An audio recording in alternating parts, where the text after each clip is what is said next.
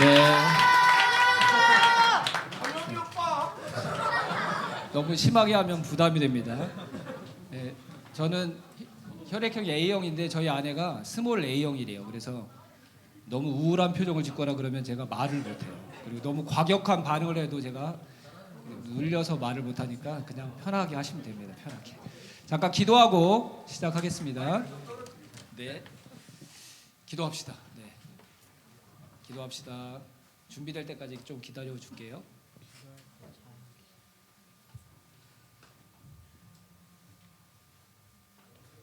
하나님 아버지, 우리도 이 시간이 의미 있는 시간이 되기 위해서 노력하지만 하나님은 더 많은 수고와 노력, 정성을 들여 이 시간을 우리를 위해 마련해 주셨다고 믿습니다. 우리 친구들에게 힘을 주셔서 오늘 주시는, 나를 위해 주시는 말씀 잘 듣도록 도와주시고 우리 친구들의 말씀이 되게 하여 주시옵소서. 간절히 원합니다. 예수님이 각 사람의 구주가 되시고 주인이 되시는 시간이 되게 주시옵소서. 하나님이 일하여 주실 줄로 믿습니다. 예수님의 이름으로 기도합니다. 아멘. 네, 어떻게 시작해야 될까요? 네, 제가 저희 아내를 만난 얘기를 하겠습니다. 네, 첫사랑입니다. 네, 우리 아이들이 있기 때문에 다른 말을 할 수가 없습니다. 네, 네, 제가 그 신대원 다닐 때 강도사고시 시험을 보고 서울에서 사역을 했는데 사역에 열심히 하다 보니까 30살이 넘었는데 결혼을 못했어요. 그래, 주변에 계신 분들 기도 제목이 사역 잘하게 해주세요 이런 기도보다 빨리 결혼하게 해주세요 이렇게 기도하셔서 그분들의 기도 덕분이었던 것 같아요. 이제 시험 끝나고 나서 교회에서 3일 동안 집에 가서 쉬고 오라고. 저희 부모님은 전주에 계셨는데 그래, 휴가를 받고, 뜻하지 않은 휴가를 받고 집에 내려가게 됐어요. 근데 저희 부모님이 원하는 건 결혼시키는 거니까 제가 내려온다는 소식을 듣고 3일 동안 하루에 한 명씩, 그때는 선이라고 해서 선자리를 3곳을 딱 준비를 해놓으신 거예요. 근데 하나님이 일하셔서 저희 아내가 2번이었는데 두 번째 만나야 될 사람이었는데 첫 번째 만나기로 한 자매가 집에 갑자기 누가 다치셨다고 그래서 다음에 만나기로 하고 2번이었던 저희 아내를 제가 첫 번째 만나게 됐습니다. 그래서 전주로 내려가서 그런 얘기를 해주셨으면 그래도 전도사이고 그러니까 양복을 준비하고 갔을 텐데 그냥 이런 복장으로 갔거든요. 집에 가서 쉬는 줄 알고. 그랬더니 선을 봐야 된다고 그래가지고 또 순종하는 마음으로 그냥 이렇게 입고 편하게 갔는데 지금도 10몇 년이 지났는데 그때 복장 불량이었다고 제 아내가 지금도 괴롭히거든요. 그래서 제 아내가 군산에 있었는데 군산에 아마 레스토랑이었던 것 같은데 거기 가서 제 아내랑 드디어 선을 보게 됐습니다. 근데 그때 제가 전도사여서 너무 가슴이 뜨거웠나 봐요. 그래서 늘 했던 게 한국 교회, 이 교회를 어떻게 새롭게 할까? 나는 그 일을 위해서 무엇을 해야 될까? 뭐 이런 생각들을 계속 했던 때였어요. 근데 그래도 자리가 자리인데 선 자리에 가서는 그런 얘기 하지 말아야 되잖아요, 그렇죠? 근데 참 분위기 파악 못하는 사람이 가서 만나자마자 처음 본 자매 앞에 한국 교회는 문제는 이겁니다. 이 젊음을 바쳐 이 교회를 이렇게 바꿔야 됩니다. 뭐 설교를 했어요. 2시간 동안. 돈가스가 다 돌덩이가 돼 있는데요. 그리고 나서 어떻게 끝났는지도 모르고 이제 헤어져서 집에 왔어요. 전화번호도 안 물어보고. 그러니까 제정신이 아니었죠. 제정신이 아니었으니까. 하나님의 은혜입니다. 제가 이만큼 산 게 진짜. 그런데 집에 돌아와서 딱 이런 생각이 드는 거예요. 내가 2시간 동안 한 짓이 있으니까 회개하면서 주여 뭐 이렇게 하면서 근데 문득 무슨 생각이 드냐면 그 재미없는 얘기를 2시간 동안 들어줬다고? 이 생각이 딱 드는 거예요. 얼굴도 제대로 못 봤어요. 혼자 흥분해가지고 막 한국교회 막 이런다고. 얼굴도 잘 생각이 안 나는데 내 얘기를 들어줬다는 게 너무 신기하고 고마운 거예요. 그래서 진짜 첫사랑이니까 한 번도 느껴보지 못했던 감동이 밀려오기 시작하는 거예요. 그래서 또 만나고 싶다. 근데 전화번호도 안 물어봤잖아. 그래서 막 소개해 주신 분을 물어서 전화번호를 알아냈어요. 근데 전화를 걸 용기가 안 생기는 거예요. 2시간 동안 한 짓이 있으니까 이게. 그리고 이게 좋아할 리가 없다. 이런 또라이를 좋아할 사람이 어디 있냐. 그냥 전도사님이라고 하니까 예의 있게 그냥 들어준 거지.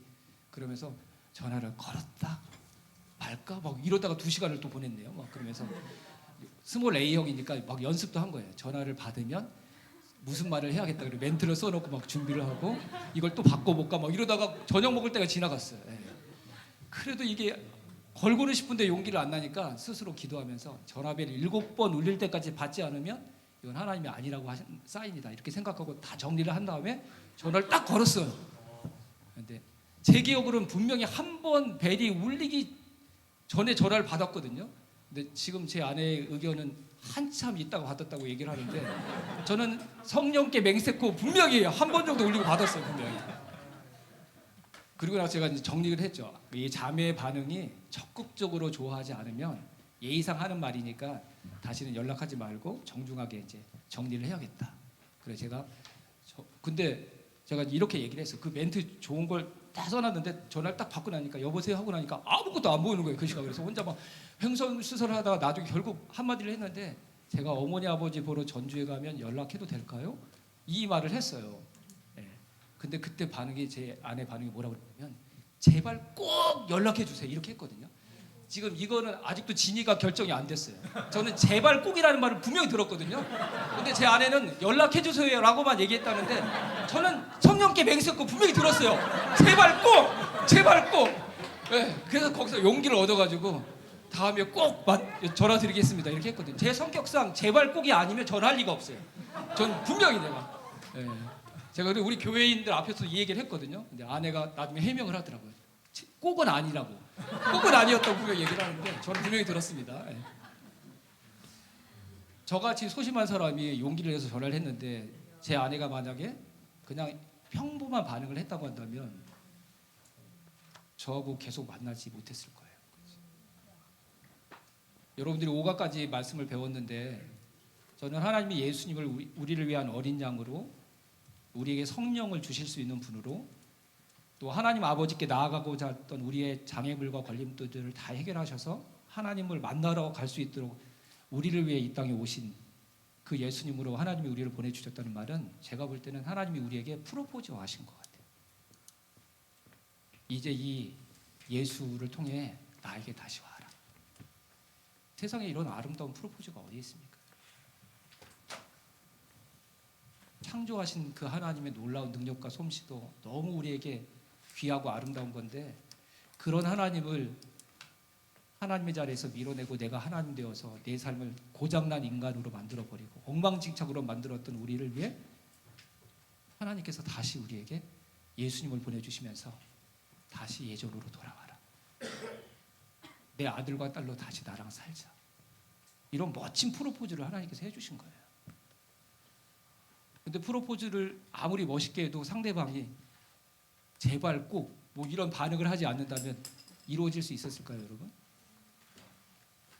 제 아내는 실수했을지 모르지만 제발 꼭 그 말이 제 아내와 저를 하나 되게 해준 거예요. 아무리 멋진 프로포즈를 받아도 그 프로포즈를 받은 사람이 반응을 해야 돼요. 반응을. 그래야지 그 프로포즈가 완성되고 이루어지는 줄로 믿습니다. 하나님은 모든 사람에게 저희 5조 친구들에게 얘기했는데 전 성경 말씀 중에 제일 좋아하는 말씀이 누구든지 라는 말이거든요. 저는 모태신앙이고 목사인데도 이 성경이 좋은 말씀인데 나를 위한 말씀이라는 생각이 별로 안 들었어요. 근데 누구든지라는 단어 때문에 하나님이 나를 위해서 써주셨다. 그렇게 확신이 들었어요. 근데 성경에 그런 단어들이 너무 많은 거예요. 모두, 다, 누구든지. 이게 하나님이 나를 생각하셔서 쓰신 단어라는 게 딱 믿어지니까 이 성경이 이거 내 말이네, 내 말. 나를 위해 하나님이 해주신 말씀이라고 이렇게 느껴졌어요. 누구든지 다 새로운 피조물이 될 수 있다고 하나님께서 우리 모두에게 프로포즈 해주신 줄로 믿습니다. 그 프로포즈 받지 말고 받기만 하지 말고 우리가 응답해서 하나님의 그 프로포즈를 통해 우리에게 이루시고자 하는 선한 일들, 아름다운 회복이 우리 모두에게 일어나기를 주님의 이름으로 축복합니다. 아멘. 자, 우리 교재 보면서 해보겠습니다. 제가 저희 교회 이제 작년 성도들하고는 보라를 거의 다 해가지고요. 이제 할 사람이 없어서 한 2년 전부터는 우리 중학교 1학년, 2학년 친구들하고 보라를 하는데 왜 이렇게 재밌어요? 보라 교회 가서 꼭 1대1로 하세요, 여러분. 그때 진짜 보라의 맛을 압니다. 예. 우리 1학년 친구들하고 하는데 제가 몰랐는데 이렇게 섬세하고 다양한 하나님이 주신 달란트들이 있구나라는 걸 보라 하면서 알게 됐어요. 그래서 저는 중학생도 무섭거든요. 저희 집에도 중학생들이 있고 그러는데 중학생하고 밥을 같이 먹어도 살 수 있구나. 뭐 이걸 요즘 경험하면서 너무너무 좋아요. 그래서 그냥 저희 교회 중학생 친구들하고 보라 하는 것처럼 제가 할 테니까 편하게 그냥 뭐 재밌고 이런 거 잘 못하지만 그냥 편하게 들어주시면 좋을 것 같아요. 자, 교재 볼까요?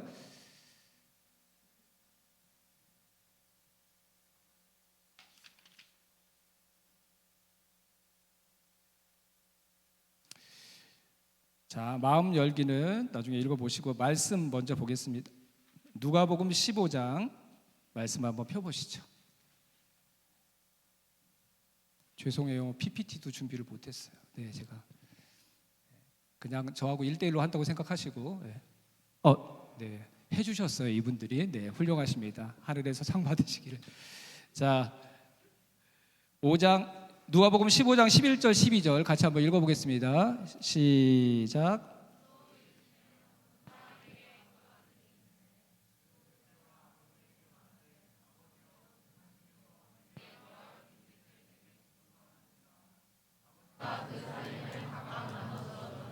네, 와, 너무 잘 읽어줘서 고맙습니다. 자, 어떤 마을의 한 집에 아버지에게 두 아들이 있었는데 그 둘째 아들이 아버지에게 딱 찾아와서 얘기를 하는 거예요. 아버지, 나한테 돌아올 재산을 주세요. 이렇게 얘기를 했어요. 근데 이 이야기의 배경이 되고 있는 유대 사회도 굉장히 아버지의 권위를 존중해 있던 사회거든요. 그래서 아버지가 재산 얘기를 하기 전에 자식이 먼저 뭐라고 재산 얘기를 하면 우리식으로 하면 멍석말이 당해서 동네 바깥으로 버려지는 그런 풍토와 분위기의 사회였어요. 근데 어느 집에 있는 둘째 아들이 아버지에게 재산을 요구한 거예요. 아버지가 아주 잘 집안을 다 다스리고 경영하고 계시는데 그러면 아버지가 어떤 마음이 들까요, 여러분? 자식 많이 컸네, 독립성 강하네, 뭐 이런 자부심이 들었을까요? 뭐 제가 어디서 들었는데 봤는데 어떤 마을에서는 그런 일이 일어나면 그 아들 모의 장례식을 치렀대요. 동네 사람들이. 얘는 사람도 아니야, 절대로 우리 마을에 다시 돌아올 수 없어, 뭐 이렇게 할 정도로. 근데 그런 일이 이 집에서 일어난 거야. 그때 아버지가 어떤 마음이 들었을 거예요? 저 같으면 그럴 것 같아요. 나쁜 놈 이렇게 생각하기 전에 내가 잘못 키웠나 보다.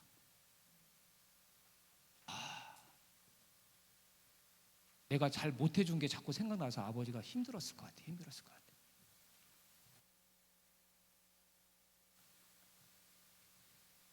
그런데 이 아버지가 어떻게 반응했어요? 어떻게 했죠? 이 아버지가 보니까 12절에 자, 성경을 잘 봐야 돼요. 여기서 여러분들 다 할 수 있을 것 같아요. 뭐라고 그랬어요? 아버지여 재산 중에서 내게 돌아올 분깃을 내게 주소서 그랬더니 아버지가 어떻게 했어요? 그 살림을 각각 나누어 주었다 그랬어요. 각각 나눠줬다고 그랬어요. 그럼 누구한테도 나눠줬다는 말이야? 첫째한테. 첫째는 재산 달라고 얘기 안 했는데 왜 그랬을까? 둘째만 주면 그러니까. 여기서 대답했는데 네가 왜 자꾸 이렇게 하고 있니? 근데 잘했다고. 목사님 생각은 이랬을 것 같아요. 둘째 재산을 요구했던 둘째에게만 주면 사람들이 저놈이 요구해서 재산 아버지가 주는 거 아니야? 그러면 둘째는 어떻게 되죠? 동네에서 찍히게 돼. 그렇지? 둘째 아들이 나쁜 놈이긴 하지만 못된 놈이긴 하지만 그래도 그 아들을 끝까지 지켜주고 싶은 게 아버지의 마음이야. 그러니까 아버지가 할 수 있는 선택이 그러면 큰 아들에게도 나눠주고 둘째 아들이 요구해서 준 게 아니라 내가 나눠준 것처럼 사람들에게 보이고 싶다라는 생각을 했던 것 같아요. 그런데 이 이야기를 쭉 읽어보면 이 아버지가 충분히 그럴 수 있는 분이야. 여러분들이 잘 동의 안 할 수도 있지만 아버지는 그래요. 부모님들은 다른 사람이 다 손가락질하고 나쁘다고 얘기하는데도 그래도 지켜주고 싶어. 나같이 못된 아버지도 그런 마음이 조금 있거든요. 대부분의 아버지는 다 그런 분들이세요. 근데 12절을 보다 또 한 가지 좀 생각해 봐야 될 게, 둘째 아들이 요구한 걸 뭐라고 그랬냐면 내게 돌아올 분깃을, 한번 동그라미 쳐볼까요? 거기 말씀입니다. 분깃. 내게 돌아올 분깃을 내게 주소서 그랬는데, 아버지는 뭘 줬다고 성경이 기록하고 있어요? 살림을 줬다고 그러네요. 그렇죠? 예. 분깃을 아들이 요구했는데 아버지는 살림을 줬대요. 그러니까 성경 읽을 때 이런 걸 잘 봐야 돼. 분깃을 요구하면 아버지가 분깃을 줬다 이렇게 기록하면 좋을 텐데 다른 단어를 쓰고 있는 거야. 성경은 실수가 아니거든요. 분명한 목적과 의도가 있기 때문에 그렇게 하는 거예요. 분깃은 뭐고 살림은 뭘까? 그냥 우리가 생각하는 재산, 유산 이렇게 생각할 수 있는데, 살림이라는 말은 신약 성경은 헬라어로 기록되어 있는데, 살림이라는 이 헬라어가 뭐냐면 비오스라는 말이에요. 비오스. 근데 헬라어에서 영어가 다 나왔거든요. 근데 이 비오스라는 말에서 어떤 영어가 나왔냐면 바이오라는 영어가 나와. 바이오라는 말이 들어가면 무슨 말이지? 생명이라는 말이야. 생명. 네. 이 영어만 간단히 얘기해도 이렇게 숙연해지고 겸손해지는 예. 비오스가 무슨 뜻이라고요? 생명. 그러니까 아들은 이렇게 생각한 거예요. 아버지가 가지고 있는 재산 그 중에 내가 차지할 거 나한테 주세요 그랬는데, 아들이 생각했던 그 재산이 아버지한테는 어떤 의미냐면 아버지의 생명이야. 아버지의 삶이 고스란히 담겨있는 아버지 그 자체인 거야. 아들이 볼 때는 그냥 가져오면 될 것 같은데, 아버지는 그 재산을 모으기에 아버지의 생명을 다 바쳐서 그걸 만들어낸 거야. 땅 한 평 그냥 투기 잘해가지고 얻은 게 아니라 그 땅 한 평을 사기 위해 땀 흘리고 수고하고 사고 싶은 거 안 사고 참아내면서 인생을 쏟아부어서 만든 그 재산들이 다 아버지께는 살림이었던 거예요. 살림. 그렇죠? 여러분들은 필요하면 용돈 뭐 이렇게 얘기하는데, 엄마 아빠들은 그냥 그 돈 그냥 생긴 게 아니에요, 여러분. 뭐 이렇게 얘기해도 아는 척 하지 마. 잘 모르잖아. 너희들 나중에 키워봐. 그때 알 거야. 그래, 다 주고 싶은데 줄 수 없을 때 얼마나 그게 가슴이 아픈 줄 알아? 내 생명이 2개이고 3개이면 참 좋겠다. 그런 생각이 들어요. 목사님네 교회에 가족들 중에 부모님이 돌아가실 때마다 꼭 장례식장 가서 하는 설교가 있어요. 부모님 떠나신 게 아니다. 네가 부모님이다. 부모님의 인생을 다 바쳐 너를 만든 거야, 너를. 부모님이 떠나신 게 아니라 네 안에 계신 거야. 이별의 순간이 아니라 이제는 부모님의 삶을 네가 이어서 받는 거야. 맞잖아요, 그렇죠? 부모님의 생명이 만들어낸 거잖아요. 부모님의 땀과 눈물이 여러분들을 만들어낸 거잖아요. 부모님 돌아가시면 이제 내 마음대로 살아도 되는 게 아니라 그때부터는 진짜 책임감 있게 살아야죠. 부모님의 인생을 고스란히 받은 사람으로. 그렇죠? 그걸 모르니까 그냥 아버지한테 재산 요구하는 거예요.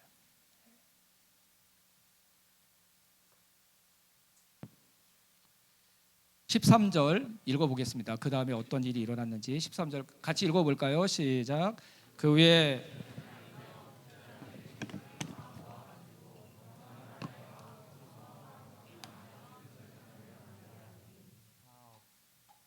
네, 며칠이 안 돼서 아버지가 주신 재산을 다 정리해서 집을 떠났어요. 근데 뒤에 이야기를 읽어보면 이 집이 굉장히 잘 사는 집안이었던 것 같아요. 왜냐하면 종들도 배고프다고 할 사람이 없을 정도로 풍족하게 채워줄 수 있는 집안이었기 때문에. 그럼 아버지께 받았던 살림과 재산이 작았을까요? 많았을까요? 엄청 많았을 것 같아요. 근데 그걸 며칠 만에 정리할 수 있다고? 불가능해. 그러니까 대충 그냥 헐값으로 정리한 거예요. 아버지는 그거 하나 모으려고 몇 년을 고생해서 모았는데 그 가치를 생각하지 않고 빨리 정리해서 집을 떠나고 싶은 생각에 그냥 막 정리해가지고 그냥 대충 정리해서 떠난 거야. 그리고 어디로 갔어요? 먼 나라. 유대인들에게 먼 나라는 이방인의 나라예요.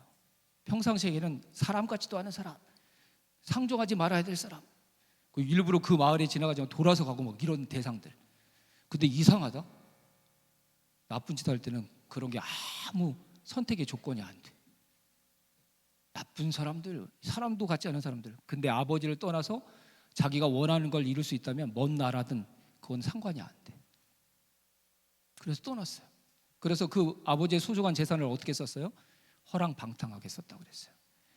이 허랑방탕하라는 말은 목적 없이 되는 대로 막 쓰는 거예요. 막 아버지는 그 재산을 모으기 위해서 5년 계획을 세우고 10년 계획을 세워서 그 재산을 차곡차곡 생명처럼 자기의 인생처럼 다 모으셨는데, 이 아들은 그걸 아무 목적도 없이 그냥 자기가 쓰고 싶은 대로 막 써버린 거예요. 막 써버린 거예요.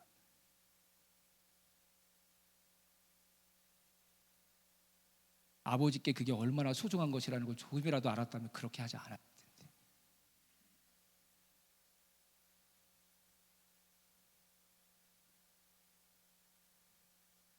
아들이 아버지 곁을 떠난 이유는 무엇일까요? 3번 보겠습니다. 로마서 1장 28절 또 봅시다. 또 같이 한번, 여러 번 읽었는데 말씀을 안 읽고 막 그러면 저 사람이 나를 싫어하는구나, 그렇게 저는 생각해요. 스몰 A형이라. 그래서 저하고 이상한 오해를 갖지 않도록 다시 한번 읽어봅시다. 시작. 또한 그들이 마음에 두기를.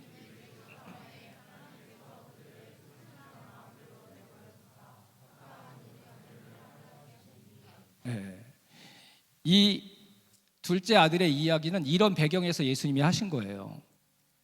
그 당시 나름 잘 하나님을 믿는다고 생각한 사람들이 예수님이 죄인들, 사회적으로 손가락질 받는 사람들하고 어울리면서 그들과 친하게 지내고 그러니까 그런 예수님의 행동과 행보가 마음에 들지 않은 거예요. 그리고 예수님이 왜 하나님이 예수님을 보내셨고 예수님이 어떤 일을 하고 싶은지를 지금 이 이야기를 통해서 말씀해 주신 거예요. 귀한 동전 하나를 잃어버리면 집안을 청소해서 그 동선 찾지 않겠냐. 양이 100마리 있는데 그 중에 한 마리를 잃어버리면 99마리 놔두고 그 한 마리를 찾아 나서지 않겠느냐. 그리고 나서도 하신 말씀이 이 이야기인 거예요. 아버지의 재산을 가지고 멀리 떠나서 허랑방탕하게 탕진해버린 아들의 이야기를 하고 계시는 거죠. 그러니까 예수님이 하고 싶은 말씀은 뭐냐면 우리가 하나님에게 어떤 사람들이었는지를 말씀해 주시는 거예요. 그리고 하나님은 그런 사람들 중에 단 한 사람도 잃어버리지 않는 아버지라는 사실을 말씀해 주고 싶으셔서 지금 이 말씀을 하고 계시는 거거든요. 그러니까 이게 한 집안의 이야기가 아니라 이 온 인류 가운데 일어났던 일들을 예수님께서 지금 이 이야기를 통해서 말씀해 주고 계시는 거죠. 아담과 하와가 왜 선악과 따먹었어요? 하나님이 되고 싶어서, 반항심 때문에. 그러는데 더 노골적으로 얘기하면 뭔지 아세요? 이제 하나님이 싫은 거예요. 하나님의 간섭 받지 않고 자기 마음대로 살고 싶은 거예요. 너무 행복하고 샬롬과 안식을 누리는 삶을 살고 있었는데 그 선악과 하나 따먹지 못하는 것 때문에 자기가 불행하다고 생각하니까, 그렇게 좋던 하나님이 어떻게 보이냐면 나한테 가장 좋은 거 안 주시는 분이네, 내가 하나님 되는 걸 싫어하시고 나를 경계하시는 분이네, 이렇게 하나님에 대해서 잘못된 생각을 품는 거예요. 그래서 사람의 마음에 어떤 마음이 드는 거예요? 하나님만 아니면 난 더 행복해질 수 있는데, 하나님만 아니면 더 높은 자리에 앉을 수 있는데, 이런 마음이 드는 거야. 이런 마음이. 둘째 아들도 아버지의 집에서 살고 있는데 아버지 때문에 누리고 있는 게 너무 많은데도 아버지 때문에 난 불행해, 아버지 때문에 내가 살고 싶은 삶을 못 살고 있어, 내가 행복해지려면 아버지를 떠나야 돼, 이 집안을 떠나야 돼, 이런 생각을 하고 있는 거예요.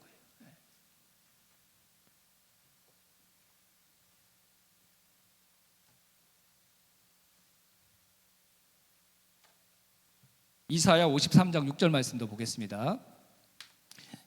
쓰려고 안 해도 돼요. 잘 듣기만 해도 됩니다. 자, 같이 읽어봅시다. 시작. 우리는 다 양 같아서 그릇 행하여.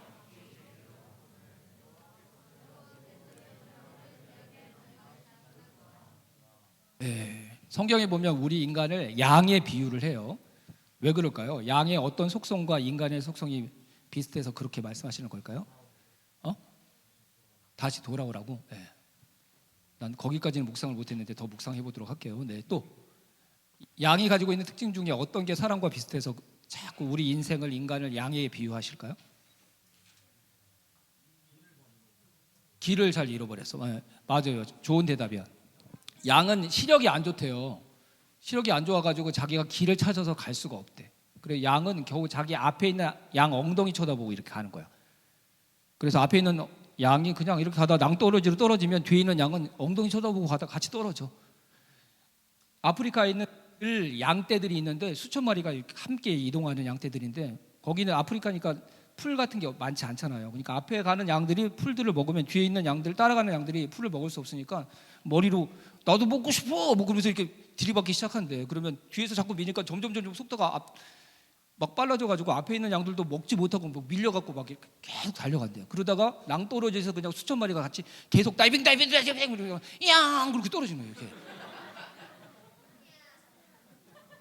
짧은 거리에서 일어나는 게 아니라 먼 거리를 가는데도 그 앞을 볼 수 없으니까 시력이 안 좋으니까 뒤에 양들 엉덩이 쳐다보다가 다이빙하네. 나도 다이빙 뭐 떨어지는 거예요. 이렇게. 그러니까 양 같은 우리의 인생에는 누가 필요한 거예요? 길을 인도해주는 목자가 필요한 거예요. 목자가. 여러분 다 잘할 것 같아요.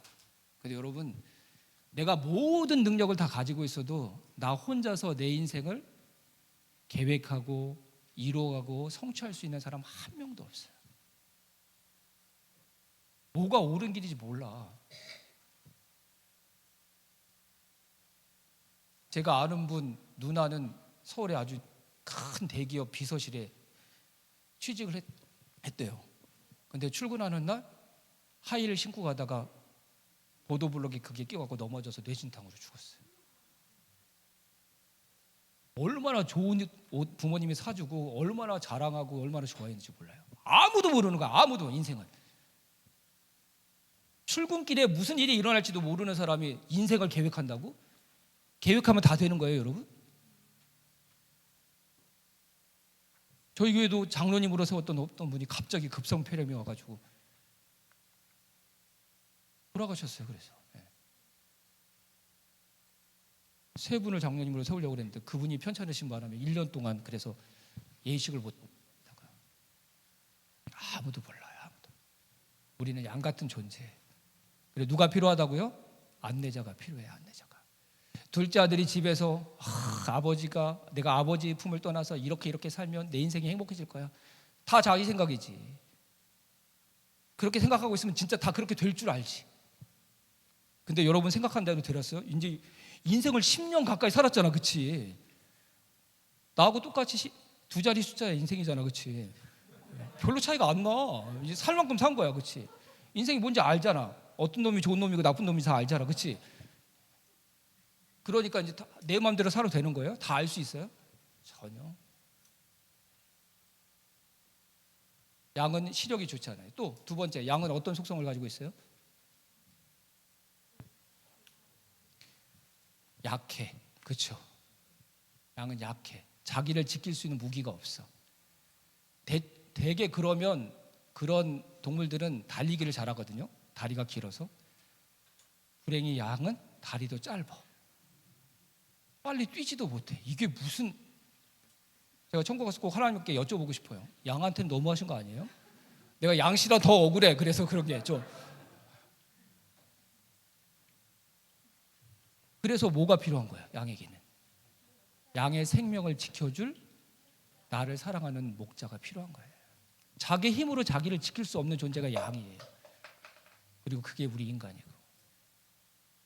지난 3년 동안 우리 온몸으로 경험했잖아요. 눈에 보이지도 않는 바이러스 때문에 그렇게 힘들고 그렇게 두렵고 그 어려운 시간들을. 저는 3년 동안 하나님이 우리에게 주신 메시지가 딱 하나라고 생각해요. 너희들은 양이야. 하지만 내가 너희들의 목자가 되어줄게. 제발 이 3년이라는 시간은 헛되이 지나가지 않았으면 좋겠어요. 여러분들을 다 모두 다 하나님을 여러분의 선한 목자로 만나시길 바랍니다. 아들이 아무리 멋진 인생에 대한 구상을 하고 있다고 할지라도 그 아들의 인생을 옆에서 도와주고 인도해줄 보호자가 필요했는데 이 아들은 그런 생각까지 못했던 것 같아요. 아버지 품만 떠나면, 아버지의 간섭에서만 벗어날 수 있다면 내 인생은 정말 멋진 인생이 될 거야. 그러니까 그 좋은 아버지의 품을 버리고 떠난 거죠. 양들이 약하고 시력도 어둡고 그러는데 양들이 자기 길로 간다고. 이게 좋은 일이에요, 여러분? 여러분들 제일 부러워하는 삶이 뭐예요? 자기가 하고 싶은 대로 사는 삶. 근데 그게 조건이 있어. 내가 하고 싶은 대로 사는 게 행복해지려면 조건이 있어요. 내가 적어도 양 같은 존재는 아니어야 돼. 그렇죠? 나를 책임질 수 있는 사람이 돼야지. 어떤 문제, 예상하지 못했던 상황이 닥쳐도 그걸 극복해낼 수 있는 능력을 가진 사람이 돼야지. 그런 사람이 아닌데 자기 마음대로 산다고요? 양이 각기 제 길로 갔다고요? 그게 좋은 게 아니에요. 그래서 뭐라고 그랬어요, 성경이? 우리는 다 양 같아서 그릇 행하여 그러잖아요. 그렇죠? 양이 스스로의 자기 인생을 책임질 수 없는 사람이 자기 길로 가는 건 스스로 죽음을 선택하는 거예요. 스스로 멸망을 선택하는 거예요. 그건 자기를 위한 길이 아니에요. 행복해질 수 없는 길이에요.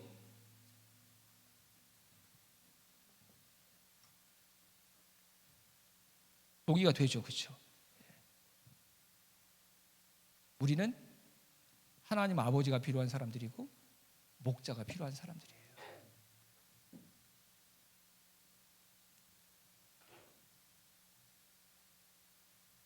사사기 21장 15절도 읽어보겠습니다. 시작. 그때 이스라엘 왕이 없으므로 사람이 각기 자기 소견에 오른 대로 행하였더라. 사사기의 주제 말씀이에요. 이스라엘의 왕이 없었던 게 아니에요. 하나님이라는 왕이 계셨는데 다 자기가 왕이 되고 싶어서 자기 소견에 오른 대로 살았어요. 그래서 어떻게 됐어요, 여러분? 가장 이스라엘 역사상 어둡고 힘든 시기를 그들이 보냈죠. 그래서 믿음의 다음 세대가 세워진 게 아니라 어떤 일이 일어났어요? 믿음의 선조들과 다른 세대가 이어지고 말았어요. 그래서 불행이 계속 사이클처럼 반복되는. 내가 왕이 되고 주인 되면 좋을 것 같죠? 아니에요. 진짜 우리의 행복은 언제 우리에게 주어졌어요? 하나님이 왕의 자리에 계실 때, 하나님이 정해주신 그 경계선을 우리가 넘어서지 않을 때, 하나님께서 나에게 모든 것을 다 하라고 해주셨지만 그래도 내가 하나님의 말씀에 순종해야 된다는 사람임을 인정할 때, 그때 인간은 가장 행복했어요. 자, 그 뒤에 이 아들에게 어떤 일이 일어났는지 한번 봅시다. 70페이지 쉼이 없는 방랑자 4번 누가 한번 읽어줄까요? 4번. 네, 은교. 아버지 곁을. 네.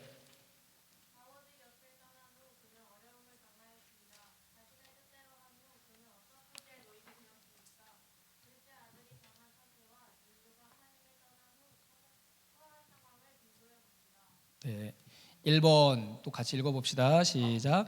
재산을 다 없앤 후 크게 흉년이 들어 궁핍한지라.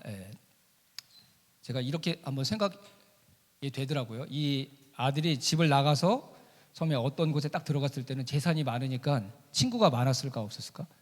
되게 많았을 것 같아. 왜? 가진 게 많으니까. 근데 재산이 점점 줄어들 때마다 친구들이 자기를 떠나는 거야. 근데 몰라. 친구들이 왜 떠났는지도. 그러다가 점점 외로워졌을 것 같아. 근데 또 그 아버지 곁을 떠나서 갔던 곳에 무엇이 찾아왔냐면 큰 흉년이 찾아왔어요. 근데 여러분, 이 아들이 집을 나갔을 때 인류 역사상 한 번도 없었던 흉년이 그때 처음으로 생긴 건가요? 어때요? 흉년은 자주 일어나요? 아니면 거의 일어나지 않아요? 자주 일어나, 생각보다. 우리나라니까 잘 못 느껴서 그렇지. 매번 흉년이 드는 땅도 많아, 이 지구상에는. 흉년은 드문 일이 아니에요. 얼마든지 일어날 수 있는 일이고 일어나고 있었던 일이야. 근데 이 아들은 처음으로 그 흉년이라는 것을 피부로 느낀 거야. 왜? 아버지 집에 그동안 있었기 때문에. 흉년이 들었어도 아버지가 필요한 것들을 다 채워줬기 때문에 흉년이라는 걸 모르고 살았던 거야. 이 둘째 아들이 궁핍이라는 말 알았을까요? 아니에요. 아버지가 다 채워줬기 때문에 궁핍이라는 걸 몰랐어. 근데 아버지 품을 떠나서 살아보니까 이게 다 떨어지면 어떻게 될까, 내 인생이? 이렇게 내 곁에 있는 사람들이 다 나를 떠나면 그 다음에 나는 어떤 인생을 살아야 되지? 막 이런 공포와 두려움이 막 찾아왔을 거예요. 그래서 이 둘째 아들이 선택한 일이 뭐예요? 자, 15절 한번 봅시다. 15절. 누가복음 15장 15절. 또 같이 한번 읽어봅시다. 시작. 가서 그 나라 백성 중 한 사람에게 붙여 사니 그가 그를 들러 보내어 돼지를 치게 했다. 그 사람에게 붙여 살았다는 말이 무슨 말일까요? 붙여 산다. 빌부터 산다 이런 말인데 그렇죠? 무슨 뜻이에요 이게? 노예로 산다, 노예로 산다는 말이죠. 근데 아까 얘기한 것처럼 이 나라는 어떤 나라예요? 유대인들이 볼 때 이방인의 나라였거든. 자기가 평상시에는 사람도 아니라고 손가락질했던 사람인데 이제는 그 사람을 평가할 상황이 아니야. 내가 죽게 생겼으니까. 그래서 그 사람 밑에 가서 저 좀 일 좀 시켜주세요. 배고파서 죽겠어요. 조금만 먹을 거 줘도 괜찮으니까 제발 아무 일이라도 시켜주세요. 그래서 어떤 일을 맡겼어요? 어떤 일을 맡겼어? 여기 써 있는데 그렇지? 돼지 치는 일을 했어요. 유대인들에게 돼지는 부정한 동물이에요. 그렇죠? 그래서 돼지고기를 먹지도 않아. 근데 먹더라. 내가 선교여행 가서 보니까 뒷골목에서 먹더라. 그러니까 맛있으니까 안 먹을 수 없는 것 같아. 안 먹는다고 얘기하고 다 먹더라. 잘 먹더라. 맛있게 먹더라. 근데 직업 일의 종류를 고를 수가 없어. 왜? 나는 주인이 아니라 빌부터 사는 인생이기 때문에. 그래서 내가 일한 거에 대한 합당한 대가가 아니었지만 그래도 먹고 살 수 있게 해준다고 생각하니까 돼지치는 일을 했어요. 여기 세상에 또 부조리가 나타나네요. 계약을 그렇게 했으면 돼지치는 일을 했으면 먹고 살게 해준다고 했으면 먹을 거 줘야 되는데 먹을 거 줘요 안 줘요? 이게 이상한 일이 아니라 세상이 이래요 여러분. 약속했는데 안 지켜. 근데 아버지 집에 있을 때는 우리 아버지는 이만큼 준다고 하면 그 이상으로 줬는데 자기도 일하면 그렇게 될 줄 알았는데 먹을 것도 안 주는 거야. 그렇게 치욕스러운 돼지치는 일을 했는데도. 그래서 너무너무 배고프니까 어떻게 한 거야? 돼지가 먹는 쥐엄 열매를 뺏어 먹기 시작해요. 쥐엄 열매는 사람이 먹는 열매가 아니라 돼지가 먹는 돼지의 음식이거든요. 먹고 살려고 일을 시작했는데 먹을 걸 안 주니까 이제 이 둘째 아들이 어떻게 하는 거예요? 돼지하고 라이벌이 되는 거예요. 사람하고 경쟁하는 인생이 아니라 돼지하고 경쟁하는 인생이 되는 거예요. 돼지를 머리로 밀고 이건 내 거야 뭐 그러면서 쥐엄 열매를 먹기 시작하는 거죠. 돼지가 원래 원수랬는데 그때부터 성격이 싸나워졌대요. 사람이 자기 음식 막 뺏어 먹어서 캬캬 막 이러고 뭐 그런 거야. 돼지에게도 스토리가 있어요, 여러분. 인간이 진짜 해서는 안 될 일, 짐승이 거 뺏어 먹으면 안 돼. 우리 둘째가 저희 강아지가 있는데 자꾸 걔 거 간식을 먹거든요. 그러니까 제일 싫어요, 우리 둘째를. 그래서 강아지가 들어오면 집에 들어오면 벌써 뭐 이러고 있거든요. 이건 인간이면 안 돼. 이건 해서는 안 돼. 쥐엄 열매를 뺏어 먹는다고. 근데 얼마나 배고프면 그랬겠어요, 여러분. 그렇죠?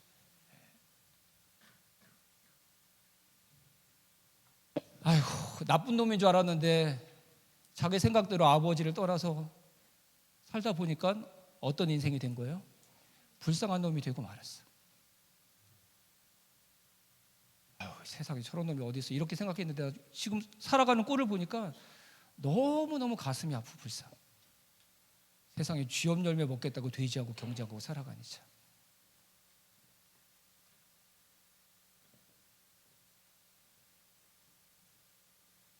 자, 문제 5번 보겠습니다. 70페이지 문제 5번.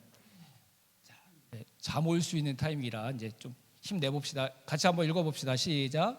아들은 인생에 풀리지 않는 문제를 만났습니다. 그것이 그의 인생의 전환점이 되었습니다. 그가 당한 고난이 그의 마음에 어떠한 변화를 주었습니까? 네. 17절 말씀 보겠습니다. 17절 같이 또 읽어봅시다. 시작. 이에 스스로 돌이켜 이르되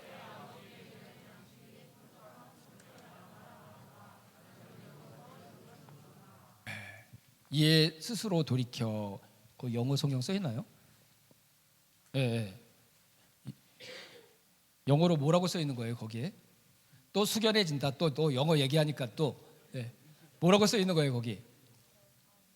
번역하면 이런 거죠. 그때 비로소 제정신으로 돌아와서. 그러면 그 전에는 어떤 정신으로 산 거예요? 미친 정신. 정신 나간 놈으로 산 거지, 그렇지? 비참한 상황을 만나서 돼지 쥐엄 열매를 뺏어먹으려고 돼지와 경쟁하는 삶을 살다 보니까 아들이 문득 이런 마음이 든 거야. 내가 여기서 뭐 하고 있는 거지? 나 이렇게 살려고 집 나온 게 아닌데? 나 더 멋진 인생으로 아버지한테 와, 나 이렇게 잘 살고 있어요 이렇게 보여주고 싶어서 나왔는데 내가 지금 여기서 돼지 우리 안에서 돼지 똥 다 묻혀가면서 돼지랑 머리로 돼지하고 막 싸움하면서 그 온순했던 돼지를 괴물로 만들고 뭐 내가 왜 이렇게 살고 있는 거지? 그 상황이 이 둘째 아들한테 제정신이 들게 한 거야. 자기가 예상하지 못했던 삶, 비참한 자기의 상황이 정신이 들게 한 거야.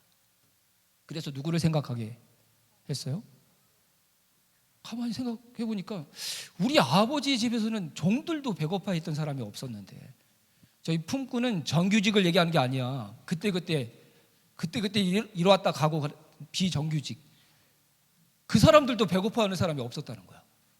근데 나는 뭐지? 아버지의 아들이 나는 여기서 돼지 쥐염 열매를 먹으려고 이렇게 치욕적인 삶을 살고 있네. 그러면서 정신을 팍 든 거야. 팍. 난 누구고? 나는 여기서 왜 이렇게 살고 있지? 저는 나쁜 목사예요. 진짜로. 왜 그런지 아세요? 저는 우리 교회 교우들을 위해서 잘 살게 해달라고 기도를 안 해요. 하나님 실패하게 해주세요. 하나님 사업 좀 망하게 해주세요. 자식들 때문에 막 이 애간장이 끊어지는 고통을 겪게 해주세요. 네, 너무하지, 그렇지? 그래, 난 나쁜 목사라고 얘기했잖아. 왜 그렇게 기도할까? 제정신이 좀 들게. 저는 우리 교회 성도들이 제정신으로 살았으면 좋겠어요. 진짜 자기의 인생을 걸고 살만한 가치를 위해서 살았으면 좋겠어요.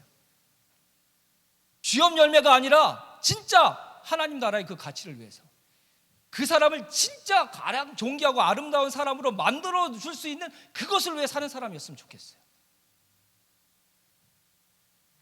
너 돼지 쥐염 열매 어제 2개 먹었지? 난 3개 먹었다? 아싸! 뭐 이런 거 말고 나는 하루에 쥐염 열매 10개 먹는 공식을 터득한 사람이야.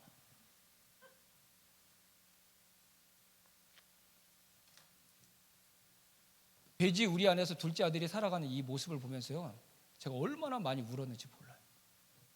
이게 내가 살고 있는 내 삶의 인생의 모습이구나. 이 세상이 다 이렇게 살아가고 있구나. 아버지의 집에서 존귀하게 사람이 밥을 먹어야지, 맛있는 음식, 따뜻한 밥 먹고 살아야 될 존재들이 돼지 우리 안에 들어와서 돼지랑 이렇게 하면서 쥐열매 뺏어 먹고 살고 있는 거야. 근데 거기서 또 순위를 가린다? 너 1등, 2등, 3등, 4등, 5등, 너는 제일 꼴등. 거기서 막 줄을 쓴다?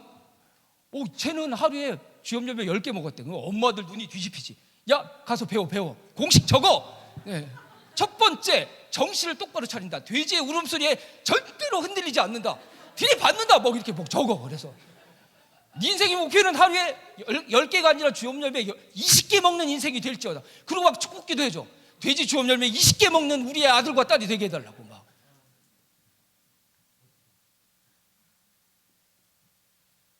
제 말이 틀렸나요, 여러분? 세상이 여러분들을 어떻게 평가하고 있어요? 여러분 볼 때마다 너무 마음이 아파. 자기의 진짜 그 모습으로 사는 친구들을 거의 만날 수가 없어.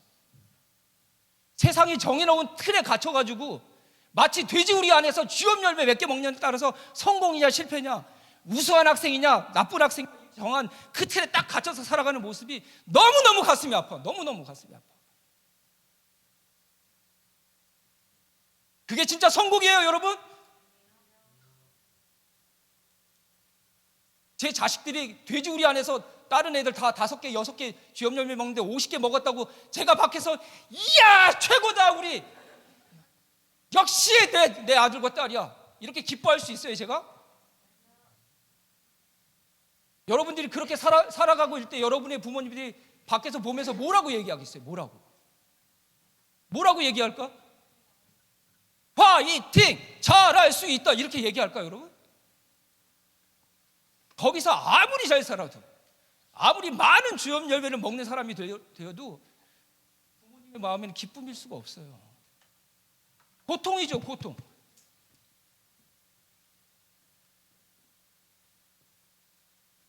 눈을 떠야 돼. 취업연 돼지 우리 안에서 사는 게 우리의 인생이 아니야.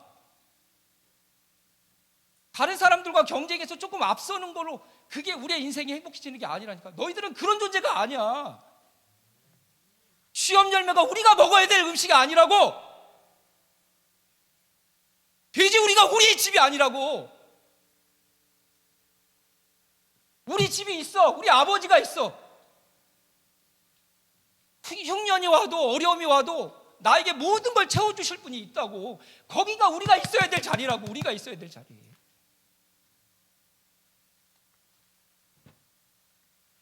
하나님이 왜 예수님을 우리에게 보내주셨어요? 나오라고. 돼지 우리에서 나오라고. 그게 우리가 살아야 될 삶이 아니라는 것을 우리에게 알려주시려고. 거기에서 만족하고 안주하고 살고 있는 여러분의 손 붙잡고 진짜 아버지의 집으로 다시 데려가시려고 하나님이 예수님을 보내신 거라고요.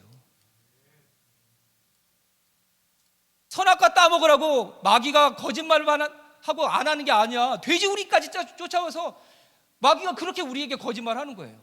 너만 힘들게 아니야. 봐봐, 다른 사람들도 다 쥐염 열매 먹으면서 살잖아. 너만 고통스러운 게 아니야. 어제 하나 먹었으니까, 하나 먹고 오늘 2개 먹었으니까 감사하면서 살아. 그건 우리가 추구해야 될 인생이 아니에요, 여러분.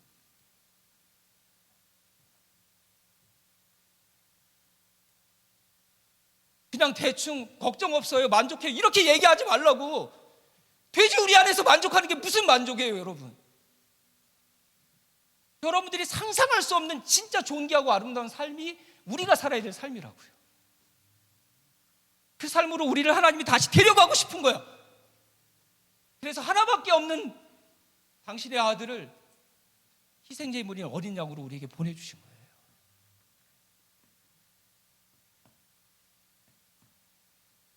눈 떴으면 좋겠어요. 여러분에게 간절히 외치시는 아버지의 음성이 들렸으면 좋겠어요. 내 아들아, 나와라. 네가 왜 거기서 그렇게 살고 있느냐. 사람의 아들로 그만 살고 내 아들과 딸로 다시 살자.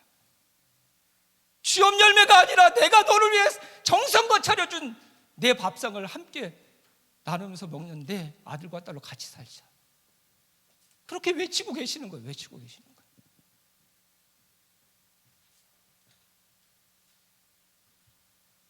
부디 성령님께서 이 개뿐 동안 역사하셔서 우리 모두가 제 정치로 돌아오게 우리를 변화시켜 주시기를 주님의 이름으로 축원합니다. 전도도 어려운 거 아니에요, 여러분. 넌 왜 쥐염 열매 먹고 그렇게 좋아하냐? 그건 인간이 사는 삶이 아닌데. 돼지우리 밖에 나오니까 너무 좋아. 그 얘기 해주면 돼요. 그게 뭐가 어려워, 그치? 넌 쥐염 열매 먹냐? 난 밥 먹고 산다. 그렇게 전도해 보세요. 저랑 보라 했던 고등학교 1학년 여학생이 이 얘기를 듣고요, 육과 끝나고 나서 계속 울면서 기도했어요. 우리 엄마 아빠도 돼지우리에서 나오게 해주세요. 진짜 우리가 살아야 될 삶을 살 수 있게 해주세요. 여러분들도 죄가 만들어낸 고장난 세상에서 더 이상 살지 말고 하나님이 우리에게 새롭게 주시고자 하는 그 삶으로 다 나오시고 또 다른 사람도 나오도록 도와주는 생명의 통로로 살아갈 수 있기를 주님의 이름으로 축원합니다. 네, 우리 71페이지로 가겠습니다. 아버지 집으로 돌아가야 합니다. 6번 같이 읽겠습니다. 시작. 아버지의 집을 떠난 사람은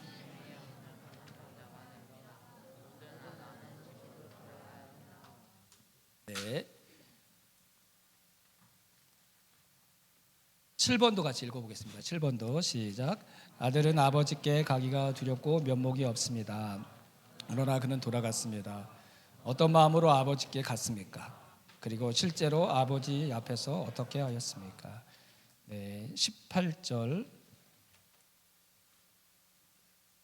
19절 네, 같이 읽어보겠습니다. 시작. 내가 일어나 아버지께 가서 이르기를 아버지는 내가 하늘과 아버지께 죄를 지었사오니 지금부터는 아버지의 아들이라 일컬음을 감당하지 못하겠나이다. 나를 품꾼의 하나로 보소서 하리라 하고 20절도 같이 읽어볼까요? 이에 일어나서 아버지께로 돌아가니라. 거기까지만. 네. 이에 일어나서 아버지께로 돌아가니라. 아들이 이제 더 이상 이렇게 살고 싶지 않은 거예요. 그리고 아버지의 집을 생각하니까 내가 이렇게 살 이유도 없는 것 같아요. 돌아갔으면 좋겠어요. 근데 아들이 한 잘못이 있으니까 무슨 생각을 했냐면, 내가 아버지의 아들로는 아버지가 나를 받아주시지 않아도 우리 아버지 같은 분이라면 적어도 품꾼의 하나로는 나를 받아주시겠다라고 생각한 거예요. 정답은 아니야. 100% 옳은 생각을 한 건 아니지만 그 생각을 해서 이 아들이 돼지우리에서 나와서 아버지께로 가요. 네. 이 아들이 태어나서 제일 잘한 일, 아버지께로 돌아간 거. 여러분들이 그동안 했던 일보다 오늘 하나님께 가장 기쁨이 되는 일을 해드릴 수 있어. 하나님 아버지의 품으로 다시 돌아가는 것인 줄로 믿습니다. 이 아들이 아버지께 돌아가서 할 얘기도 준비를 한 거예요. 제가 하나님 아버지와 아버지께 죄를 지었사오니 저를 아들로는 받아주시지 않을지언정 품꾼의 하나로 받아주소서. 이렇게 멘트, 멋있는 멘트. 제가 아까 저희 아내한테 전화해서 멘트 준비했던 것처럼 준비해가지고 그거 외우고 이제 가는 거예요, 아버지한테. 근데 그 발걸음이 어땠을 것 같아요, 여러분? 바보같이 이렇게 멀리 왔어. 그땐 돈 있으니까 비행기 타고 왔을 텐데, 걸어갈 때는 이제 맨발로 거지가 돼가지고 걸어서 집에까지 가야 되는데, 여러분에게 삶의 힌트 지혜 하나 줄게요. 하나님을 떠나려고 해도 너무 멀리 가지 마세요. 올 때 개고생하니까. 그렇죠? 적당히 갔다 빨리 돌아오세요. 빨리. 자, 그래서 이 아들이 용기 내서 아버지께로 돌아왔는데, 또 읽어봅시다. 자, 20절 뒷부분까지 같이 읽어봅시다. 시작. 이에 일어나서 아버지께로 돌아가니라. 아직도 거리가 먼데 아버지가 그를 보고 측은히 여겨 달려가 목을 안고 입을 맞추네. 아마 두려운 마음으로 가다가 다시, 아니야, 아버지가 나를 안 받아줄 수도 있을 거야, 이런 걱정을 하면서 막 망설이고 갔는데, 근데 어떤 일이 일어난 거예요? 아버지가 저 멀리 있는 아들의 모습을 보고 막 달려와가지고 내 생명과 같은 재산 이 허랑방탕하게 있으니 나쁜 놈 팍 이렇게 한 게 아니라 와서 안고 입을 맞추고 아버지가 이렇게 아들을 환영해 줬어요. 항상 전 이 말씀 보면서, 그러게 아들이 꽤 오래 있다가 왔을 것 같아요, 제 생각에는. 그래서 멀리서 오는데 아들을 보고 이 아버지가 진짜 알아봤을까? 제가 50이 넘으니까 노안이 와가지고 잘 안 보여요, 이게. 그래서 집에서도 이렇게 보면 이름도 제대로 못 부르겠어. 그러니까 막 시연이, 다원이, 강아지 이름까지 막 섞어가면서 부르거든요, 이게. 근데 멀리 온다고 이걸 알아본다고? 그래서 전 이런 생각이 들더라고요. 이 아버지가 아들이 나간 다음에 이 아들 기다렸을까요, 안 기다렸을까요? 기다렸을까, 안 기다렸을까? 기다렸을 것 같아요. 어디서 기다렸을 것 같아요? 집 안에 보일러 틀어놓고 이렇게 누워서 오면 좋고 안 오면 더 좋고 뭐 이렇게 있을까? 내 생각에는 동네 앞에까지 나와서 기다렸을 것 같아요. 동네 앞에까지. 그렇게 생각하는 이유가 하나 있어요. 이 둘째 아들이 돌아왔는데 동네 사람들이 먼저 딱 발견하면, 저 아버지 재산 가지고 집 나간 놈 아니야? 이렇게 손가락질 당할까 봐 걱정이 돼서라도 아버지가 이 멀리까지 나와서 아들을 봤을 것 같아요. 근데 저기 동네 입구에서 누가 이렇게 올라와. 그럼 집안에 내 아들이, 집을 나간 아들이 있는 아버지는 그 사람 보고 그냥 올 때까지 가만히 기다릴 수 있을까? 그때부터 뭐 제정신이 아닌 게 살아가거든, 부모들은. 그래서 저 멀리 봐도 내 자식이 아닌데도 내 자식인 것처럼 착각해가지고 정여봐! 그러고 달려갈 것 같아. 막. 충분히 그럴 것 같아요, 충분히. 여러분도 그거 봤죠? 그 자식을 잃어버려서 좋은 직장 다녔던 분들이 다 사직하고 나서 전단지 만들어서 전국을 돌아다니면서 자기 자식 찾으러 다니는. 근데 이 아버지도 분명히 그랬을 것 같아요. 근데 달려가서 봤더니 옆집 개똥이야. 그래서 어디 갔다 오니? 학원이요. 아이고 수고했다, 올라가. 그리고 나서 그냥 거기 가만히 있을까요? 또 올 것 같아요. 멀리 잘 보이는 데까지 와가지고 또 기다리다가 또 누가 와. 그러면 또 정답해! 달려가서 또 이렇게 보고, 옆에 있는 요번에는 말똥이야. 그래서 넌 어디 갔다 오니? 제빵 제가 학원 갔다 와요. 뭐. 그리고 아이고 잘해서 너 훌륭한 제빵사들이라. 그리고 또 와서 또 기다리다. 또 누가 오면 또 청려봐! 그러고 달려갈 것 같아요. 전 충분히 그렇게 했을 것 같아요, 그 아버지가. 근데 만약에 그 아들이 10년 만에 왔다면 10년 동안 이 아버지가 그거 하고 있는 거예요. 그거 돌아오지 않을까, 오늘은 돌아오는 그날이 되지 않을까, 이렇게 생각하면서. 근데 그런 일을 계속 하고 있는데 이 아들이 돌아오는 날 달려가서 봤더니 진짜 내가 그토록 기다렸던 내 아들이 온 거예요. 내 아들.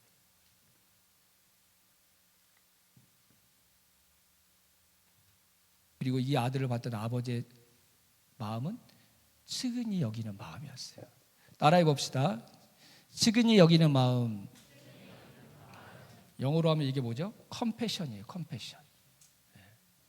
컴패션이 무슨 뜻일까? 컴이라는 말은 함께, 위드라는 말이고, 패션이라는 말은 고통이라는 말이에요. 그러니까 컴패션이라는 무슨 말일 것 같아요? 함께 고통을 느끼는 거예요. 함께. 뭐 10년 만에 돌아왔다고 한다면 10년 만에 본 아들이 그동안 어떻게 살았고 어떤 고통을 겪고 살았는지 아버지가 보자마자 그걸 같이 느끼는 거예요. 이렇게. 그러니 무슨 말이 더 필요하겠어? 무슨 잘잘못을 따질 이유가 있겠어? 그 아들이 살았던 그 비참한 삶을 아버지가 다 느끼고 그 아들을 품에 안고 입을 맞춰주는 거죠. 저희 큰아이가 필리핀에 2년 동안 선교사님들이 계신 학교에 가서 공부했는데요, 제 생각에 무슨 사고를 친 것 같아요. 예배 시간에 안 보여. 봤더니 뒤에 다 바닥에서 예배 드리는데 얘는 의자에 앉아 있어. 그래서 특별 대우를 받은 게 아니라 뭔가 문제가 있구나. 근데 그런 일이 나서 얼마 뒤에 전화를 했는데요, 아빠, 그리고 아무 얘기도 안 해. 그리고 진짜 한 1분 이상의 정적이 흐른 것 같아요. 근데 신기한 경험을 했네요. 얘가 지금 나한테 무슨 말을 하고 있고 이 마음이 어떤 마음인지 확 저한테 이게 느껴지는 거예요. 엄마 아빠가 기도하면서 이곳에 보내줬는데 실망시켜드려서 죄송해요. 여기 선생님들과 선교사님들이 그렇게 잘 도와주셨는데 그분들의 기대에 어긋나는 행동을 해서 죄송해요. 고개도 못 들고 있는 모습도 보이고 자기에 대해서 원망하고 후회하는 그 마음이 고스란히 느껴졌어요. 고스란히.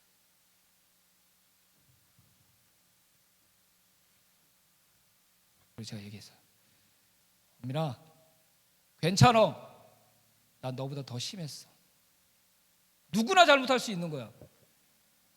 그걸 숨기고 고백하지 않는 게 잘못이야. 잘못했다고 말씀드리고 어떠한 벌이라도 달게 받아. 그래서 바닥에 앉지 못한 거예요.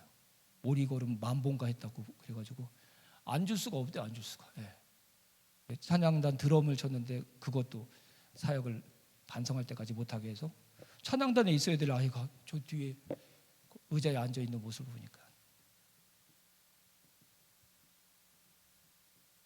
저 같은 아빠도 그 아들의 고통과 아픔을 아무 얘기하지 않아도 느낄 수 있는데 우리 하나님은 어떠실까요, 여러분? 여러분을 좋아하시고 사랑하시고 믿어주시는 하나님 아버지는 우리의 마음, 상처, 아픔 다 알고 계세요. 그리고 우리 잘못한 것 먼저 말씀하시는 게 아니라 그 상처를 먼저 품어주고 싶으신 분이 바로 우리 하나님 아버지이신 줄로 믿습니다. 아멘. 네, 또 말씀 봅시다. 네. 21절 한번 볼까요? 21절 같이 읽어봅시다. 시작. 아들이 이르되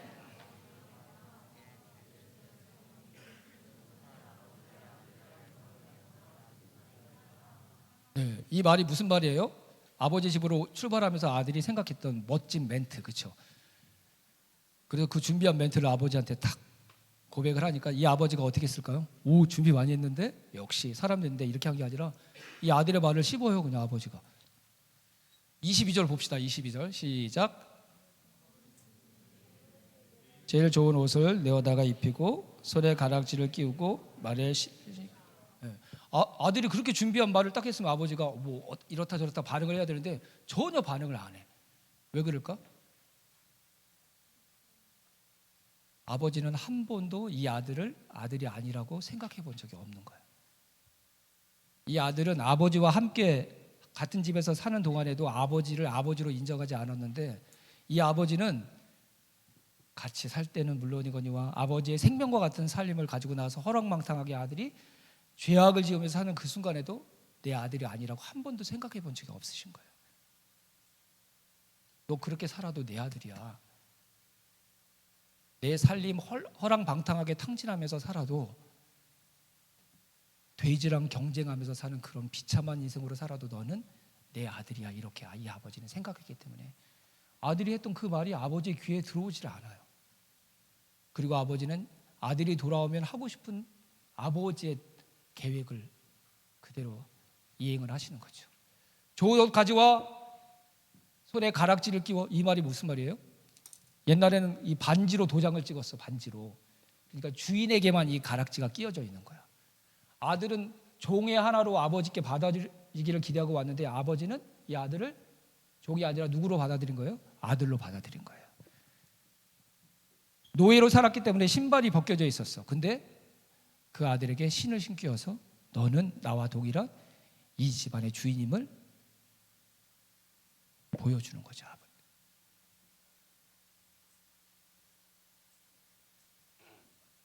하나님이 얼마나 좋은 분이신지 우리의 상상으로 우리는 몰라요, 여러분. 그 아버지께 가보면 그분이 얼마나 나를 사랑하시는 좋은 아버지인지 알게 됩니다. 여러분 자리에 멈춰 서서 하나님이 나를 어떻게 생각하시고, 이렇게 그거 다 쓸데없는 짓이야.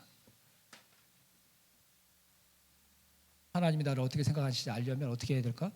하나님 아버지께로 가요. 가보면 그분이 얼마나 나를 사랑하시는지 알게 될 줄로 믿습니다.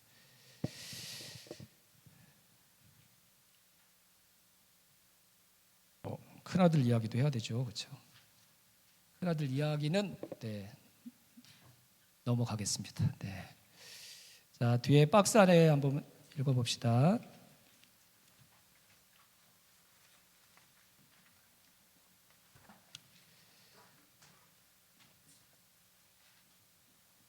자, 누가 한번 읽어줄까요? 박스 안에 거. 네, 성덕이.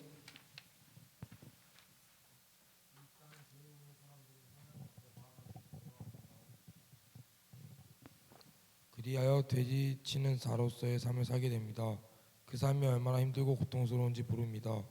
그러한 삶에서 탈출하는 돌파구를 찾지 못하여 어려움을 당합니다. 그리고 그 돌파구를 찾으려는 진지한 자세도 없습니다. 주위 사람들이 살아가는 선에서 그것을 해결해 보려고 합니다. 그러나 잘못된 방법은 그를 점점 더 미궁 속으로 몰아넣습니다. 사람은 하나님의 사랑을 받아들여야 합니다. 하나님께 나아가야만 합니다. 하나님을 배반하고 떠난 사람은 하나님 대신 다른 것들을 주인으로 섬기는 삶을 살고 그 주인이 원하는 천박한 삶의 열매를 맺고 살았습니다. 이러한 모든 사람들에게는 하나님의 진노가 기다리고 있습니다. 그 다음 페이지는 다른 친구 한번 읽어줄까요? 누가?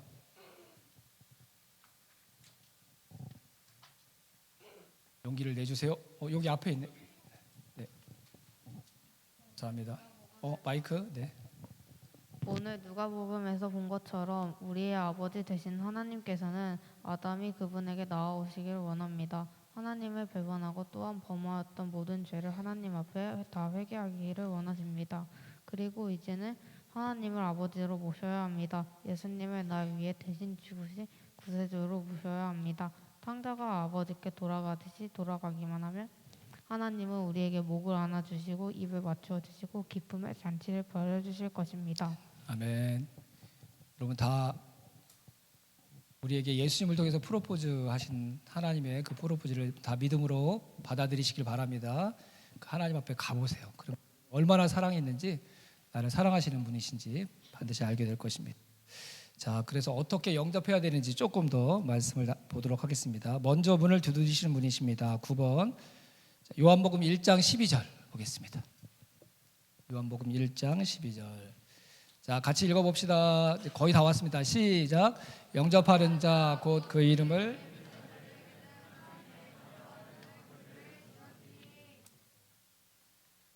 영접하는 자 곧 그 이름을 믿는 자. 여기서 곧은 뭐예요? 곧. 영접하는 자 곧 그 이름을 믿는 자들.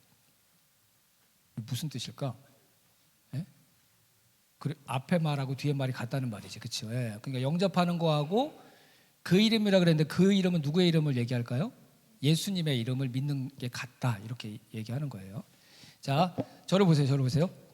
쉽게 아이들이 놀이터에서 놀다가 저녁이 됐어. 캄캄해졌어. 그럼 아이들이 어디로 가요? 누구 집으로 가? 니네 집이 있어? 네 이름으로 돼 있어 집? 누구 집으로 가? 친구 집으로 가? 가출한 친구들은 친구 집으로 가야지, 그렇지? 교회로 오세요. 가출하면 교회로 오세요. 누구 집으로 가요? 아버지 집으로, 그지? 아빠 집으로, 그렇지? 왜 아빠 집으로 가? 아빠의 아들이니까, 딸이니까, 그렇지? 하나님 나라는 하나님 아버지의 집이에요, 그렇죠? 그러면 그 하나님 나라는 누가 갈까? 하나님을 아빠라고 부르는 하나님의 자녀들이 가는 거지. 근데 요한복음 1장 12절에서 누구한테 하나님의 자녀가 되는 권세를 준다고 그랬어요? 영접하는 사람, 곧 예수님의 이름을 믿는 사람에게 그 하나님의 자녀가 되는 권세를 준대. 아멘. 네. 착하게 사는 사람, 노. 열심히 사는 사람, 아니에요. 딱 한 가지. 예수님의 이름을 믿는 사람. 근데 예수님을 믿는다는 말이 이게 알 것도 같고 잘 몰라. 너희들 막 찬양하고 막 그럴 땐 다 믿는 것 같아. 네. 근데 왜 조모임하고 그러면 그때는 다 깊은 묵상가 막 이런 데로 들어가지 이게?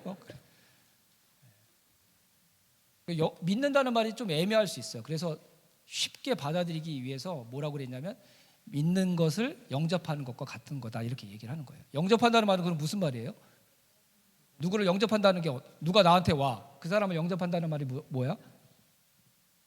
그럼 영접의 반대말은 뭐야? 그렇게 또 우리 교회에서 안영접이고 그러더라고요. 그래서 영접이 웰컴이라는 말이잖아. 그렇죠? 환영하고 받아들인다는 말이니까 반대말은 거절한다 이런 말이야. 그렇죠? 무슨 말이야? 예수님을 믿는다는 말은 그분의 이름을 믿는다는 말은 우리에게로 오시는 예수님을 거절하지 않고 받아들인다 이런 말이에요. 쉽잖아. 그렇지? 여러분들이 제 강의를 받아들여 주는 것처럼. 그 사람이 그런 사람들은 누구든지 다 하나님의 자녀가 되는 권세를 주신다. 권세라는 말이 뭐 본질 뭐 이런 말인데요. 전 이렇게 생각했어요. 예수님이 믿으면 우리 이마에다가 하나님의 자녀 이렇게 탁 붙여주신다고 생각했는데 그게 아니라 예수님을 영접한다는 게 뭐냐면 본질이신 예수님과 하나님이 우리 안에 쑥 들어오시는 거예요. 와! 머리로는 이해가 안 되지만 말씀이 그렇게 약속하시니까 그렇게 되는 거예요. 그냥 그래 너 내 자녀가 됐어 이렇게 증서로 써주시는 게 아니라 그냥 하나님이라는 그 본질이 우리 안에 쑥 들어오시는 거. 예수님이라는 그분이 우리 안에 쑥 들어오시는 거. 하나님의 아들이 우리 안에 계시니까 우리가 하나님의 아들이고 딸인 거지, 그렇죠? 하나님이 우리 안에 계시니까 우리가 하나님의 자녀인 거죠, 자녀인 거죠. 누가 하나님의 자녀가 될 수 있다고요? 예수님을 영접하는 사람, 예수님을 믿는 사람들 다 영접하고 예수님의 이름을 믿는 자들이 되시길 바랍니다. 아멘. 자, 요한계시록 3장 20절 읽어봅시다. 시작. 볼지어다 내가 문 밖에 서서 두드리노니 누구든지 내 음성을 듣고 문을 열면 내가 그에게로 들어가 그와 더불어 먹고 그는 나와 더불어 먹으리라. 아멘.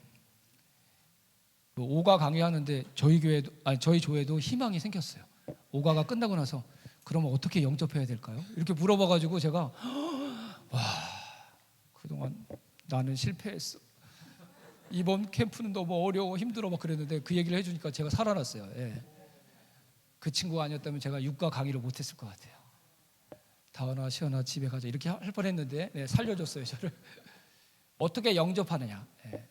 자 여기 보세요 한번. 어렵지 않으니까. 여기서 나는 누굴까요?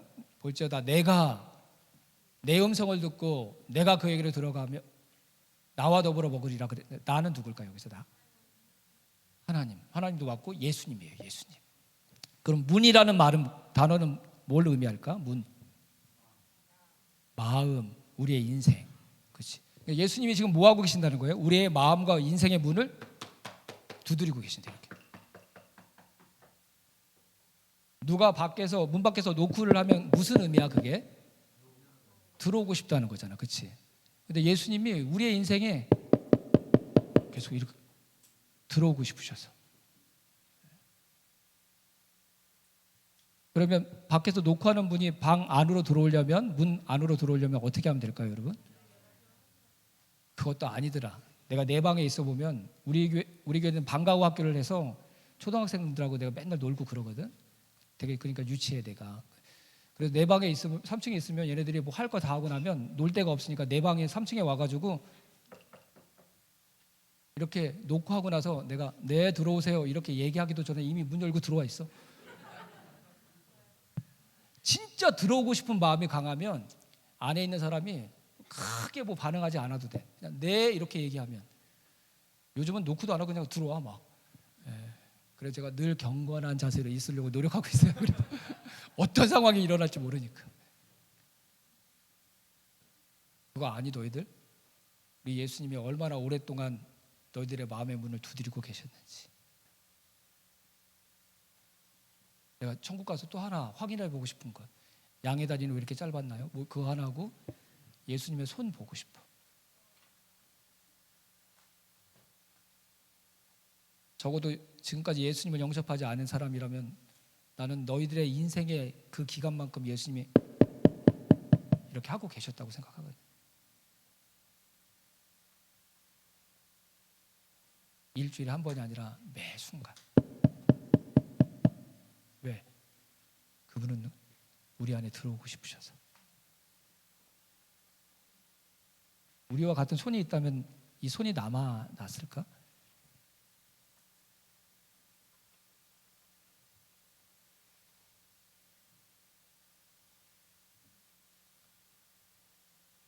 우리가 어떤 식으로든 예수님이 내 마음의 문을 두드리고 계신다는 것을 알고 반응하면 그러면 어떻게 하신다고 그랬어요? 우리 안에 들어오셔서 어떻게 하신다고 그랬어요? 더불어 먹고 그는 나와 더불어 먹는다 그러셨어요. 더불어 먹는다는 게 무슨 말이에요? 어떤 관계가 된다는 말일까? 밥을 같이 먹는 사람을 뭐라고 얘기해? 식구, 먹을 입구. 가족이 식구잖아, 식구. 예수님이 왜 우리 안에 들어오고 싶으신 거야? 우리의 가족이 되고 싶으셨어요. 그래서 우리가 힘들어할 때 같이 힘들어하시고, 우리가 눈물을 흘릴 때 같이 울어주시고, 우리가 억울할 때 하나님은 감정을 가지고 계신 분이라고 그랬잖아요, 그렇죠? 그 억울함을 같이 아파하시고, 우리의 인생의 무거운 짐을 같이 짊어져 주시고, 그러려고. 근데 우리는 못 들어. 너희들이 진짜 희한한 능력을 가지고 있어, 그렇지? 뭐 하나에 집중하면 아무리 불러도 못 알아들어. 우리 집은 그렇게 얘기한다. 자, 이거 두 번째다, 세 번째다, 네 번째다 이렇게 숫자를 세. 그러니까 언제요? 뭐 이래. 5번, 10번을 불렀는데도 자기가 하고 있는 일에 빠져 있으면 못 듣는 거야. 분명히 우리가 불렀는데도. 예수님은 계속 이렇게 하고 있는데 내가 왕이 되고 내가 주인 되어서 그냥 내가 좋아하는 것만 하다 보니까 그 소리가 안 들려. 분명히 그 소리가 있는데 우리 인생에 가득가득 채워져 있는데 듣지를 못하는 거예요. 오늘은 내가 하고 싶은 거 말고 하나님이 저와 여러분에게 하고 싶은 이 일이, 이 음성이, 이 소리가 들려지기를 주님의 이름으로 축원합니다. 잠깐 내려놓고 진짜 예수님이 내 마음의 문을 두드리고 계신다고? 그러면 선명하고 분명하고 똑똑하게 들릴 줄로 믿습니다. 뭐 대단한 의식이 필요한 게 아니야. 네, 주님 제 안에 오세요. 그렇게 우리의 마음으로 고백하고 입술로 고백하면, 이 성경이 뭐예요, 여러분? 성경이 약속이잖아, 약속.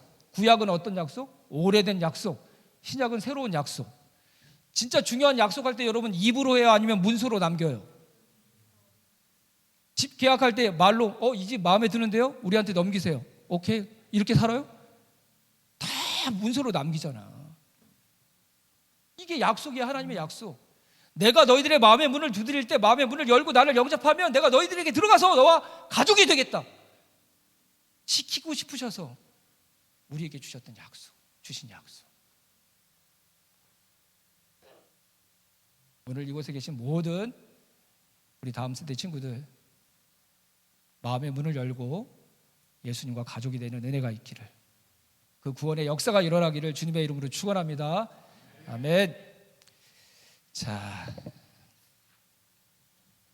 뒤에 10번 또 친구 한 명 읽어줬으면 좋겠습니다. 네, 이제 다 왔습니다. 누가 한 명이 읽어줄까요? 네.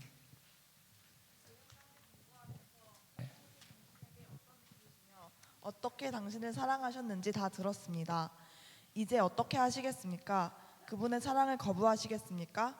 아니면 하나님을 당신의 아버지로, 예수님을 당신의 주인으로 모시고 영원토록 그분과 사랑의 관계 속에서 사시겠습니까? 당신의 마음을 한번 써보기 바랍니다. 1과부터 5과까지의 내용을 가지고 당신의 신앙을 고백하여 봅시다. 예수님은 당신에게 누구십니까?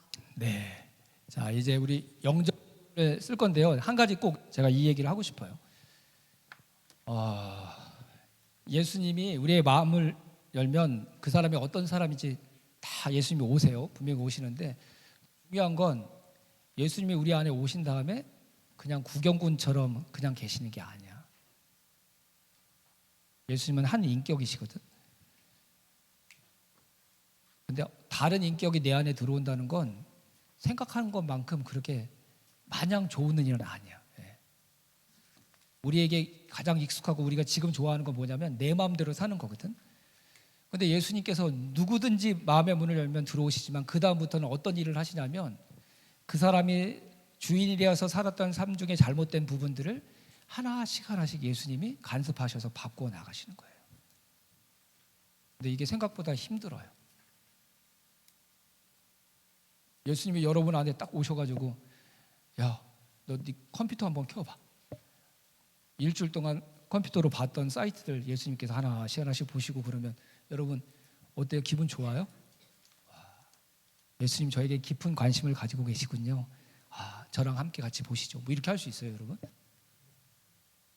엄마 아빠한테도 가장 친한 친구한테도 들키지 않았던 그 마음을 예수님께서 하나씩 들춰내셔서 너 그때 왜 이런 마음 품었어? 너 그런 생각하지 않았는데 왜 말은 그렇게 말했어? 이렇게 하나씩 예수님께서 간섭하시면 기분이 어떨까요? 물고 싶은 마음이 들 때도 있어.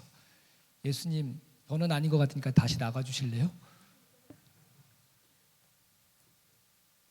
예수님을 영접한다는 건 그런 의미예요. 그냥 단지 좋은 것만 다 받는다는 게 아니라 더 이상 내가 주인 되어서 살아가는 그 삶을 이제는 내려놓고 주님께서 나의 새로운 주인으로 내 삶을 책임져 주세요. 이렇게 그분에게 맡기는 거야. 물론 오가할 때 배웠겠지만 그렇게 하다가 우리가 넘어지고 죄 지을 수 있어요, 없어요? 있지, 충분히. 목사님이 다 고백했네요. 얼마나 나쁜 사람인지. 목사 안수 받고 나서도 얼마나 형편없는 삶을 살았는지 다 얘기했어요. 하지만 그게 끝이 아니야. 그게 끝이 아니야. 그럼에도 불구하고 우리가 왜 예수님을 영접해야 될 이유가 뭘까요, 여러분? 내가 주인이 되어서는 달라질 수가 없어. 돼지우리 안에서 경쟁해서 좀 나은 삶을 살 수는 있을지 모르지만 진짜 하나님이 우리에게 주시고 싶어 했던 그 삶으로는 다시 되돌아갈 수가 없어요. 우리가 못했던 그 일을 예수님이 우리 안에 오셔서 주인 되어 주심으로 해주시겠다고 약속해 주신 거예요. 내 뜻대로 살지 못하고 내가 하고 싶은 것 내려놓는 일들이 우리 앞에 놓여져 있을지라도 주저하지 말고 다 예수님을 믿음으로 영접하고 받아들이는 우리 친구들 다 되기를 주님의 이름으로 축원합니다. 네, 자, 족끼리